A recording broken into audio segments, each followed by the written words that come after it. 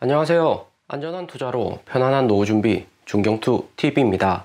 네, 11월 3일 목요일입니다. 비트코인 21,100달러, 이더리움 1,500달러 마이너스 4%, 리플 마이너스 2%, 도지 마이너스 9%, 솔라나 마이너스 6%, 아발란체, 코스모스, 이더리움 클래식도 빨간불로 마이너스 5% 이상 하락을 했습니다. 미국 FOMC 새벽에 진행이 되었고 75bp 금리 인상 되었고요. 시장 예상대로 75bp 금리 인상은 했지만 8장 여전히 인플레이션율 높다면서 추가 금리 인상 이후에도 계속할 것이다 이야기를 했기 때문에 비트코인 알트코인 추가로 하락을 하는 거죠. 하루 전 영상에서도 이야기 드렸지만 여기 비트코인 도미넌스 11월 1일보다 높아는 졌다지만 여전히 37%대로 기관들이 비트코인 투자하는 것이 아니라 알트코인 내에 개인들 자본이 많습니다. 개인들이 알트코인 많이 샀다는 것은 비트코인 이더리움 롱 관점으로 알트코인도 더 상승할 것으로 보는 투자자들이 많다는 거고, 코인이 상대적으로 고평가되어 있을 가능성이 큰 거고요. 코인의 진정한 대세 상승이 나오려면 비트코인 도미넌스가 40% 이상으로 알트코인 말고 비트코인만 먼저 상승하는 움직임이 나와야 됩니다. 기관들이 비트코인 현물 매수하면 시가총액 큰 비트코인을 우선적으로 대량 매수하기 때문에 비트코인 도미넌스가 우선적으로 상승을 하는 거고요. 하지만 코인 순환장 마지막에 나오는 도지코인 상승 이후 비트코인, 이더리움, 알트코인 폭락 오는 것은 일반적인 패턴이죠. 그리고 37%로 진입한 비트코인 도미넌스는 쉽게 40%대로 다시 올라가지는 않을 듯 합니다. 확실한 것은 비트코인 도미넌스가 재상승해야지 코인 풀매수 가능하고 본격 대세 상승장이 시작이 되는 거고요. 우리 도지코인 마이너스 10% 하락했는데 80원 10월 9월 행보할 때 매수하신 가격들은 중경투가 50% 정도는 익절을 해두시는 걸 추천드립니다. 그러면서 도지코인 다시 강하게 하락 오면 추가 매수 준비를 하시고요. 비트코인 19,500달러가 핵심 지지 라인인데 20,000달러대 상당히 잘 버텨주고는 있습니다. 비트코인 20,000달러만 무너져도 20,000달러 이상 상승하기도 쉽지가 않기 때문에 세력들 최대한 20,000달러에서 버틴다 볼 수 있습니다. 나스닥 QQQ 284달러까지 최근 상승을 했다가 8장 연설 이후 마이너스 3.4% 265달러까지 하락을 했고요. 비트코인에 비해서 하락폭이 큰 것이 아니고 비트코인하고 나스닥 같이 하락은 했지만 비트코인 추가 하락 막으려고 세력들이 버텨주면서 하락폭이 상대적으로 작죠. 나스닥 여기서 하락이 더 클지 여부는 11월 8일 미국 중간선거하고 10일 미국 인플레이션율 발표에 있습니다. 여론조사에서는 공화당이 하원에서 지지율 민주당을 앞서고는 있지만 상원 선거에서는 여론조사 초접전이기 때문에 공화당이 반드시 승리를 한다 볼 수는 없고요. 하원에서만 승리하고 상원에서 패배하는 애매한 결과 나오면 나스닥하고 코인 시장에 긍정적이지 않습니다. 월가에서 루머 나와서 QQQ 직전 저점이 254달러 단기에 돌파당하면 공화당이 상원에서 승리할 가능성도 높아질 수가 있고요. 미국인들 주식 투자는 한국인 부동산 투자만큼 진심이기 때문에 미국 주가 폭락하면 연금도 적자 나오면서 민심이 하락을 할 수가 있고요. 10월 8일 중간선거에서 현재 여당인 민주당이 압승을 한다면 미국 주식이나 코인 폭락을 조심을 하셔야 됩니다. 지금까지의 여론조사는 공화당이 긍정적이고 민주당 지지율 낮다고는 하는데 선거 결과는 100% 확정이 돼야지 알 수가 있습니다. 주식 코인 차트 보듯이 쉽게 예측하기는 어렵고 대응의 영역이다 보시면 됩니다. 그러면서 코인 주식 또 폭락 올 수 있는 시나리오 민주당이 승리한다는 것은